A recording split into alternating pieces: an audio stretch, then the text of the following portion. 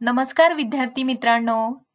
आज आपण इयत्ता 4थी मधील मराठी या विषयाचा भाग 2 मधील धडा 9वा ईदगाह याचा स्वाध्याय पाहणार आहोत.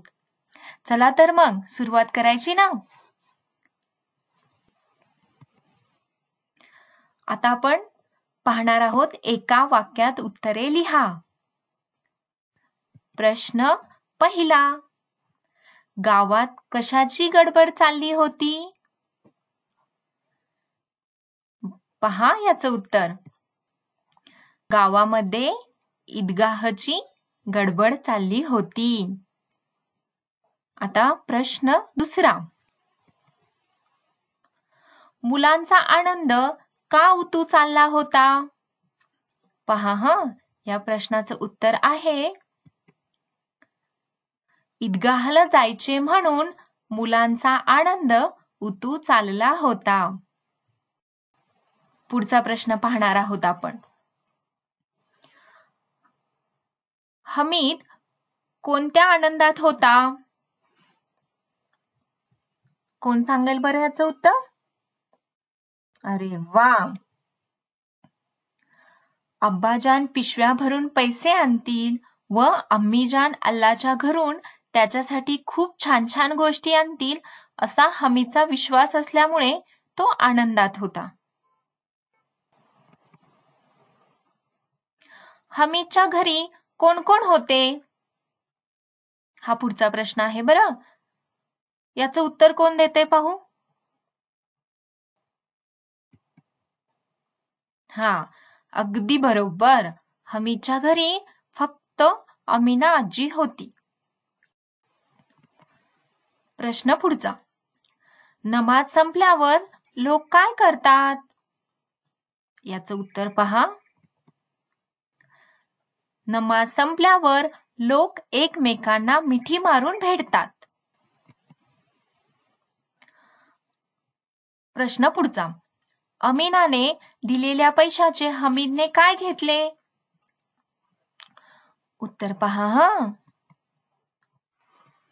अमीनाने दिलेल्या पैशाचा हमीदने एक चिमटा घेतला.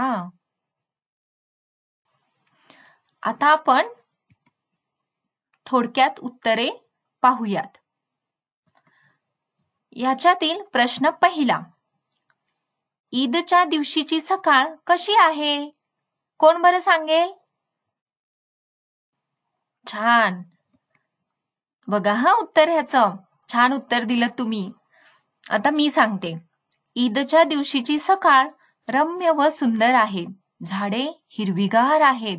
शेतात पिके डोलत आहेत. आकाश लालेलाल झाले आहे. सूर्य सुंदर दिसतो आहे. जणू तो सर्वांना ईदच्या शुभेच्छा देत आहे. ईदगाहला जाण्याची गडबड सुरू आहे. मुलांना खूप आनंद झाला आहे. समजलं ना उत्तर? छान. आता आपण पुढील प्रश्न पाहूयात.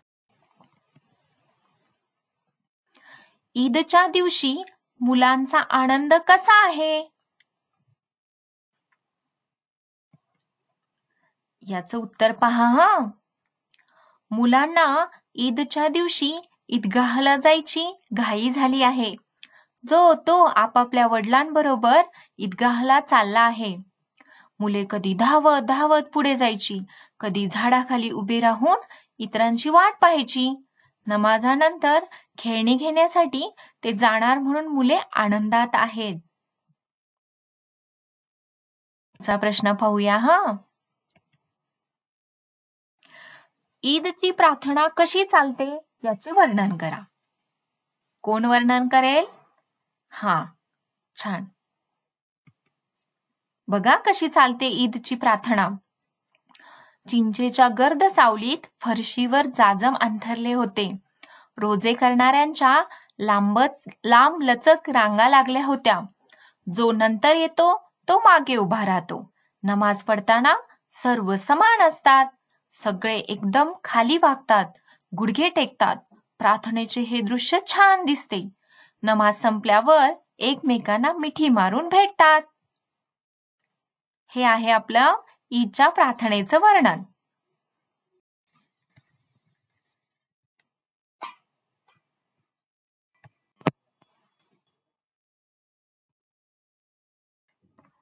पहा, आता आपण पुढील प्रश्न पाहणार आहोत. ईदगाह जवळच्या मेळ्यात हमीदच्या मित्रांनी काय काय मौज केली? पहा ह्याचं उत्तर. नमाज संपल्यावर मुले मेळ्याकडे धावली. मेळ्यात हत्ती, घोडे, उंट असलेली चक्रे होती. महमूद, मोहसीन, नूर व सम्मी हे हमीदचे मित्र चक्राकार बसले. नंतर सारे खेळण्याच्या दुकानाकडे गेले. महमूदने शिपाई घेतला तर मोहसीनने पाणक्या खरेदी केला. नंतर ते मिठाईच्या दुकानापाशी आले. कुणी रेवड्या, कुणी गुलाबजामुन तर कोणी जिलेबी व करंजी घेऊन खात होते. अशी हमीदच्या मित्रांनी मौज केली. खूप छान मज्जा केली की नाही? हा, आता आपण पाहूयात. चिमट्याचे काय काय उपयोग होतात? पहा हं. फुलके तव्यावरून उतरायला चिमटा वापरतात. विस्तवावर फुलके भाजायलाही चिमटा उपयोगी आहे. तसेच कुणी विस्तवातले निखारे मागायला आले तर चिमट्याने निखारे पटापट उचलून देता येतात. हात भाजू नये म्हणून चिमट्याचा उपयोग केला जातो. तुम्हीही सांगा हं मला, तुम्ही घरात कसा कसा उपयोग करता चिमट्याचा. आता पुढचा प्रश्न. हमीदने आणलेला चिमटा पाहून अमीना आजीला काय वाटले? पहा हं याचं उत्तर. हमीद जत्रेतून घरी आला तेव्हा अमीना आजीने त्याला कडेवर घेतले. त्याच्या हातातला चिमटा पाहून ती आधी दुःखी झाली. मेळ्यात न खाता न पिता त्याने चिमटा का आणला असे तिने विचारले. आजीचे हात स्वयंपाक करताना भाजू नयेत म्हणून हमीदने चिमटा आणला हे कळताच तिचा राग गेला. तिचे मन भरून आले. तिला रडू कोसळले. पदर पसरून तिने हमीदला आशीर्वाद दिला. आता आपण वाक्यप्रचाराचा वाक्यात उपयोग कसा करायचा हे पाहणार आहोत. बघा, प्रश्न आहे, वाक्यप्रचार आहे आनंद उतू जाणे. कसा वाक्यात उपयोग केलाय पहा. चेतालीचा वर्गात पहिला नंबर आला तेव्हा तिच्या चेहऱ्यावर आनंद उतू गेला. आता दुसरा वाक्यप्रचार, धुडकावून लावणे. पहा हं, सुट्टीत बाहेरगावी जाण्याचा बेत काकांनी धुडकावून लावला. आता पुढील वाक्यप्रचार, मन लालसावणे. दुकानातील मिठाई पाहून छोट्या मितालीचे मन लालसावले. मनावर ताबा मिळवणे. दिवाळीत अगदी कमी फराळ खाऊन लालीने मनावर ताबा मिळवला.